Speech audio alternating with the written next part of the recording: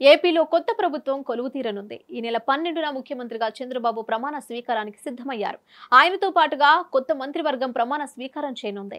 ఈసారి మంత్రివర్గంలో పవన్, లోకేష్ చేరిక పైన కొంత సస్పెన్షన్ కొనసాగుతోంది.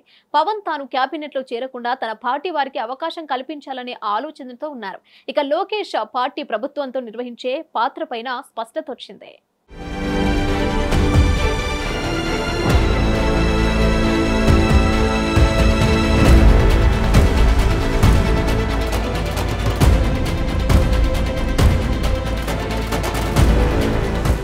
చంద్రబాబు 3 పార్టీల ప్రభుత్వం ఏర్పాటుకు కసరత్తు ముమ్మరం చేస్తారు. తన టీంను సిద్ధం చేసుకుంటున్నారు.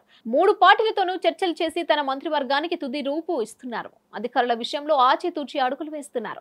మంత్రివర్గం కూర్పుతో ప్రాంతీయ సామాజిక సమీకరణాలకు ప్రాధాన్యత ఇస్తున్నారు.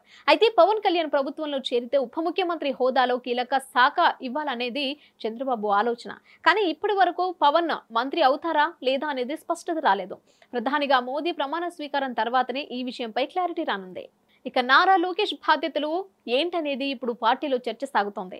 లోకేష్ ఈసారి మంత్రివర్గంలో చేరకుండా ప్రభుత్వం పార్టీకి అనుసంధానకర్తగా వ్యవహరిస్తారని పార్టీలో చర్చ సాగింది.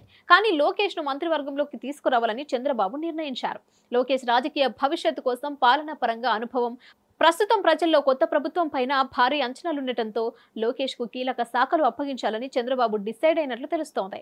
2014 నుండి 2019 టీడీపీ ప్రభుత్వంలో లోకేష్ ఐటీ, పంచాయతీరాజ్ శాఖలు పర్యవేక్షించారు. కాగా అధికారంలోకి వస్తే కొత్త కంపెనీలు ఉపాధి కల్పిస్తామని టీడీపీ హామీ ఇచ్చింది. దీంతో లోకేష్ కు తిరిగి ఐటీతో పాటుగా పంచాయతీ రాజ్ లేదా మున్సిపల్ శాఖల్లో ఒకటి అప్పగించే ఛాన్స్ ఉంది.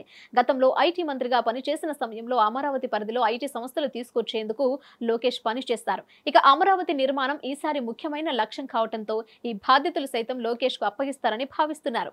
గతంలో అమరావతి వ్యవహారాలు నారాయణ పర్యవేక్షించారు. దీంతో లోకేష్ మంత్రివర్గంలో చేరటం ఖాయమైన పవన్ చేరిక పైన స్పష్టత వచ్చిన తర్వాతనే ఈ ఇద్దరికి ప్రాధాన్య శాఖల కేటాయింపు పైన చంద్రబాబు నిర్ణయం తీసుకోనున్నారు.